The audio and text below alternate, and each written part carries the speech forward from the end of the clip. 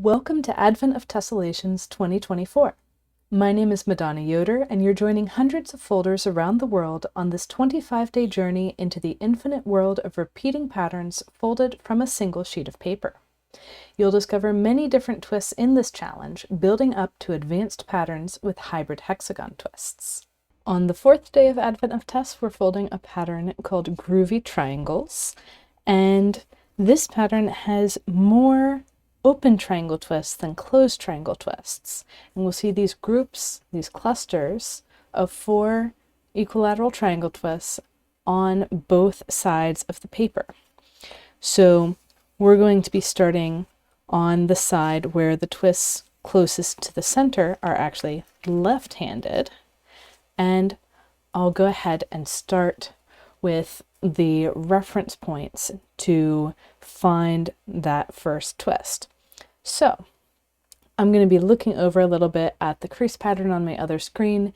If you want that crease pattern for yourself, and you haven't signed up yet for the email reminders, that is how you can get the crease patterns. You can go to training.gatheringfolds.com/advent and sign up. And again, if you already are getting those reminders, then you already have access to the crease patterns. So first off, I'm going to mention we're using a grid with 24 divisions, so 24 spaces from one side to the opposite side. Again, if you want to learn how to fold that grid, that's in the welcome video once you sign up for email reminders. And I'm going to mark the very center of my paper and add an A, so you can tell what orientation and what side of the paper I'm in at all times. And then I'm going to have a mountain fold 2 spaces out from the A. I'm marking in this wedge formed by grid lines. And I'm going to go 2 spaces above that wedge. For my valley fold, I'm going to go 2 spaces above the A and mark my valley. So red solid lines are mountains, blue dashed lines are valleys.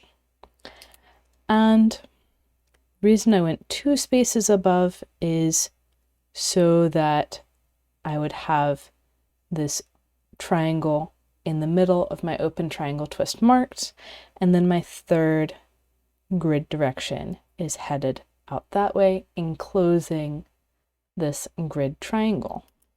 So if I was setting that up without marking on the paper, I would be looking for, okay, this mountain fold is going to hit the corner down here, 2 spaces from the corner.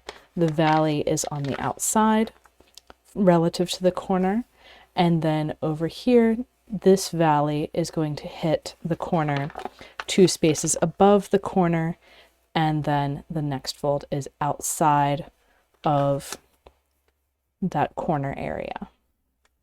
So that's what I'm looking for if I'm not using pen. Then I can set up all 3 of my pleats and squash. So I'm pressing just outside of these areas. Notice I'm not pinching this. The corner is going to be 1 spacing further out, so I'm pressing the pleats down, particularly right outside of where the valley fold hits the next mountain direction. And we can press nice and hard to squash all the way. From here, I'm going to really hold this region of the paper that contains the center and flip over. So my center is now there. I'll mark that with a B. And I want to put in the next folds around the center. What I often use as a reference, especially if I'm looking at the crease pattern, is the fact that we're going to end up with a hexagon of alternating mountain and valley folds 2 spaces away from the center. Now this is not a hexagon twist.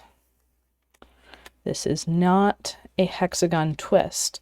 When we see alternating mountain and valley folds, that is, I'll say typically, in these situations, not a hexagon twist. Sometimes it can be a twist, but the giveaway is that typically with twists, your central lines are going to be all the same color and they're not going to be on grid lines. So if you see a shape, and basically the giveaway for if something is a twist is if the folds leaving the shape are parallel. So I'll flip back over here and open. If the folds leaving the shape are parallel on either side of an edge and on grid lines, then, and the on grid lines is an important aspect, then that shape is a twist. But coming back to our B side, the next easiest triangle to add is going to be over here. I've got my valley marked. My mountain is going to be 1 space away. And my target triangle is going to be sitting right outside of that mountain fold. So I've got one mountain already existing in the paper here. My second one that I referenced from this valley that's 2 spaces from the center point. And then my target triangle is sitting outside of that. So I'll open up the pleat coming from, that goes past my target triangle. So everything that goes past that gets erased. And I'll set up the pleat for the pleat that goes around the center. Another reference for this pleat, if you're not using pen, is that the valley is going to hit 2 spaces from the corner of the paper. And then I can finish finding my pleats around my central triangle and press to squash.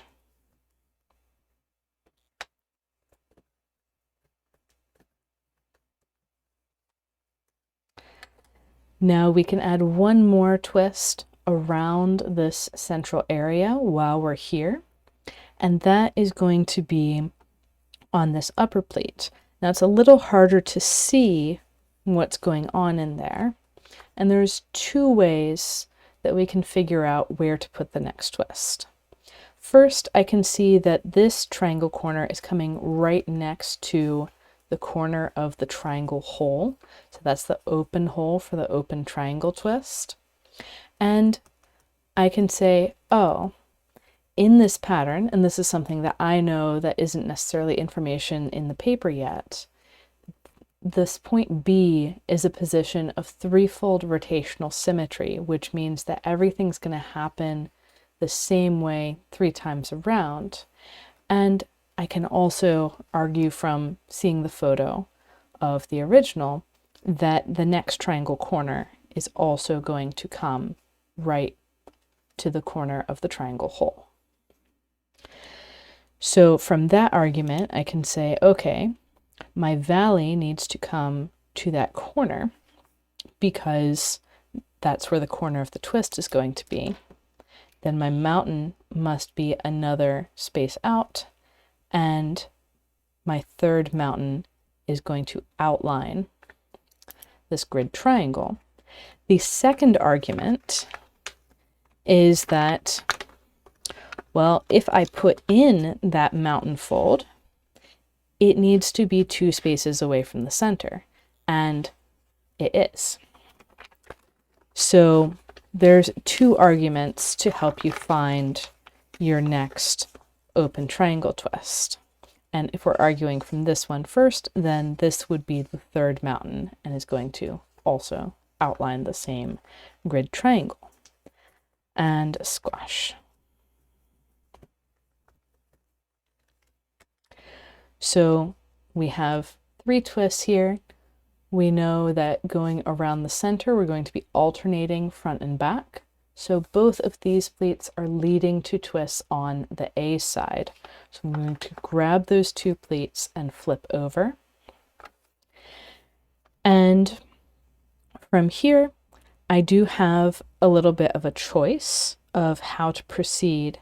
I can say, okay, let's do just 1 twist at a time, like we did on day 2. Or I can say, let's do a triangle wrap, like we saw on day 3. So I'm going to go with the triangle wrap option, but just know that we have enough space here to do the other option as well, if you so choose. So what I want to pay attention to here is that the valley for this, the twist on this pleat, is going to come right to that open triangle hole. That's also going to be true down here. But this one is more important because when I set up the open triangle twist on this pleat, I want to be careful not to extend my mountain further than the valley fold of the new twist. That valley is going to come down 1 spacing past the mountain where the new valley fold is and head out, making a 3-way intersection of valleys to the edge of the paper. We're also going to have a 3-way intersection of mountains sitting just past the 3-way intersection of valleys. So we want to be careful that this valley is indeed crossing this mountain, and then we want to lift the 3-way intersection of mountains up. And here's where, if we want to get that all settled down, it still looks fairly unsettled up here because there's one more thing to do, which is to outline our target triangle with mountain folds for our twist on that pleat. And once that pleat is headed off in this direction, then everything can settle into place. From there, I'll squash this twist over here first. Somewhat arbitrarily, I could have done them in either order, but having this one down flat makes it easier to get this corner down flat when I squash the second twist.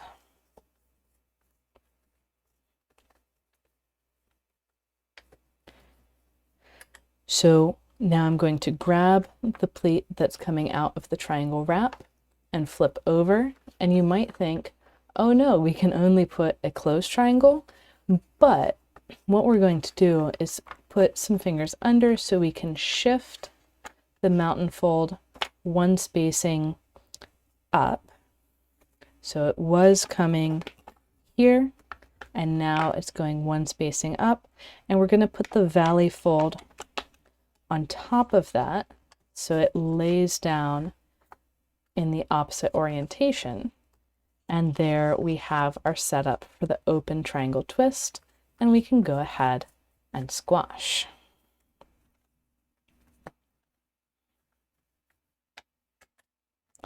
Okay, from there, it's time to add some more twists. We've gotten all the way around the center. Now it's time for the next ring of twists around the center. And I'm going to go ahead and start on the side that I'm on, since these clusters are the same on either side of the paper. I know in previous days I've switched back to side A, but it really doesn't make a difference, and I want to show you that you can just proceed from where you are.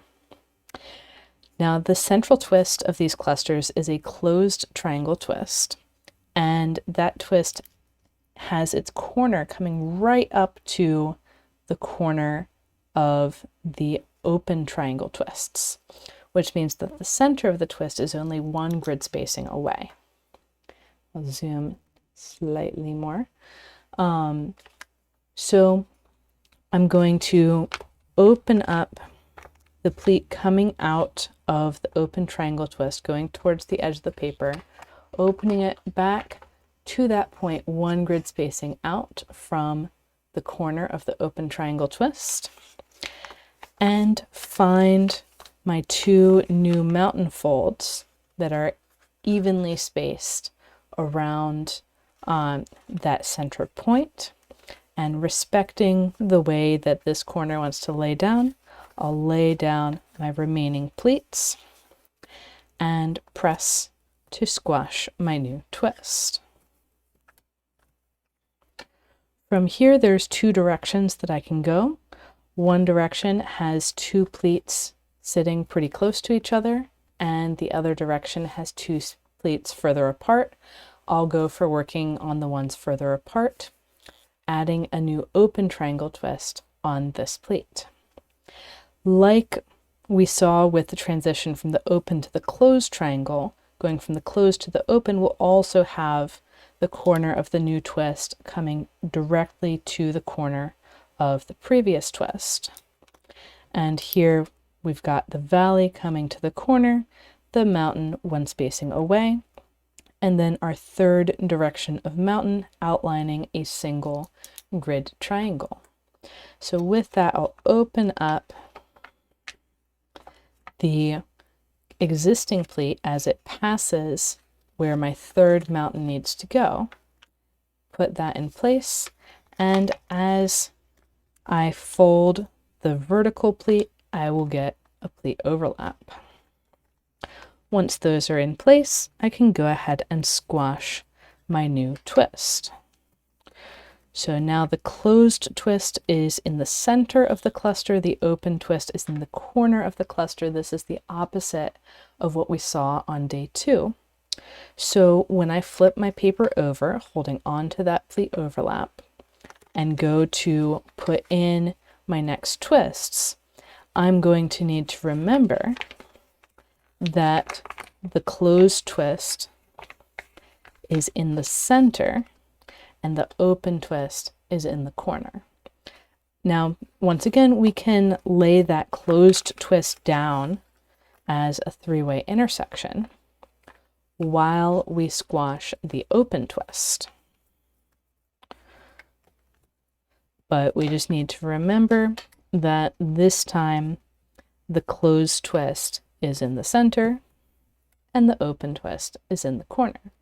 So now I'm back to those two pleats that are pretty far apart. This cluster needs one more open twist to finish it. I'm going to run my valley straight to the corner of the open triangle, my mountain right next to it. This will start opening the existing pleat, and I'm going to open it further until I find the grid line for my mountain fold that's coming right alongside my target grid triangle for the open equilateral triangle twist, and squash. Then I have my pleat overlap that I will flip over, and these steps are going to sound extremely familiar if you've already done day 2. So I'm opening my pleat overlap, I'm finding this time an open twist on the corner. So the difference here is instead of putting all 3 of my mountain folds together at one point, I'm going to shift the mountain over until it's outlining one grid triangle, and then the closed twist is going to be closer to the existing twist on the same side, which we will lay down flat while we squash the open twist.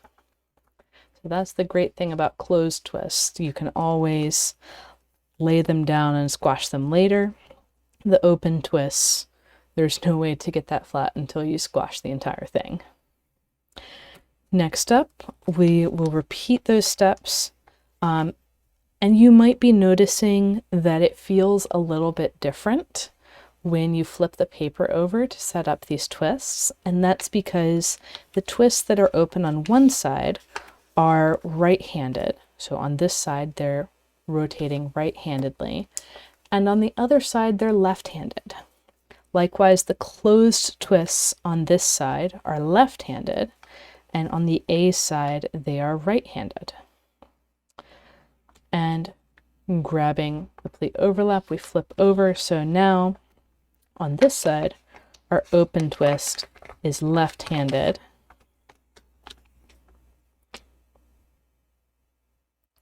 and our closed twist is right-handed. So that is really the distinction between the two sides of the paper. They're mirror images of each other. But otherwise, I say that they are the same. And so we're doing the same steps on each side of adding in the third open triangle in each cluster, which causes a pleat overlap, which we then flip over and resolve with two twists, one open and one closed. The open one is closest to the open hole, and the closed one is closest to the open twist on the same side. Then we add the final open twist in the cluster. And I'm not expecting you to fold at the same speed that I am. That's why this video is recorded, so you can go back to when I did do it slower and work at the speed that's appropriate for you. And this time, since we're reaching all the way around to the end, we have two pleats here. We're just going to open the one on top, leaving this bottom one fully folded, while we fold a new pleat through it, setting up our open triangle above and closed triangle below, or rather open triangle closest to the open twist on the other side and closed triangle closest to the open twist on this side. So now we are in a situation where we want to fold the next open twist, but this other pleat is getting in the way. So what are we going to do? A triangle wrap.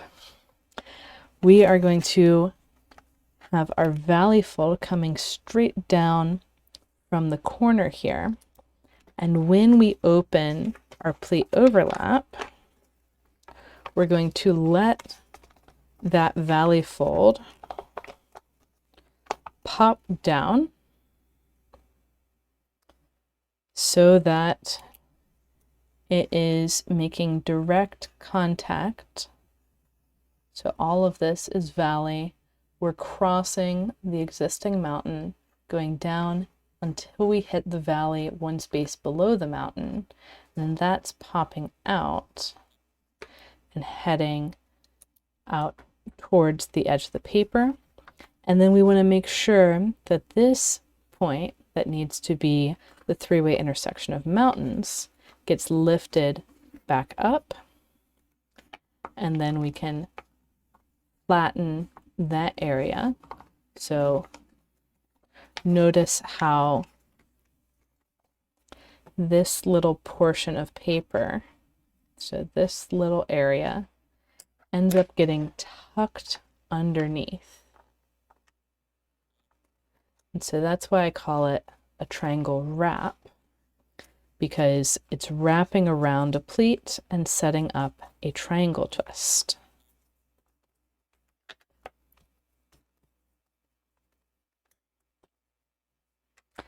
And from there, I can flip over, and just like we saw, completing the sixth twist around the center, I'm going to push that mountain fold one space over to here, which is outlining a target triangle. and also putting the valley fold right to the corner of my existing twist there. And squash.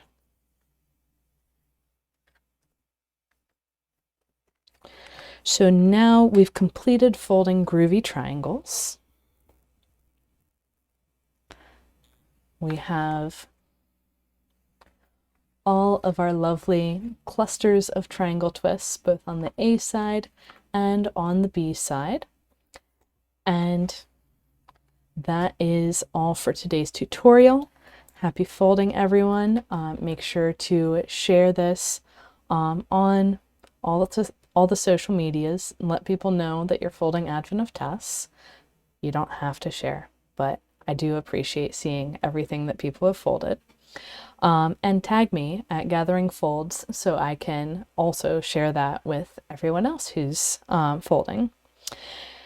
And let's see, day 5 is going to be our last day with only triangle twists, and we're going to be folding a similar pattern. So we're going to have very similar triangles around the center. This time we'll have right-handed triangles on the A side, open triangles, and we will have clusters of 4 where the center of the cluster is on the opposite side. So this particular pattern uses the entire grid. So notice on this one we have at least 2 spaces between our twists and the edge. This one goes right up to the edge. And there's a bunch of spacing variables that you can play with, both between clusters and inside of clusters, to change this around. So happy folding, everyone, and I'll see you for day 5.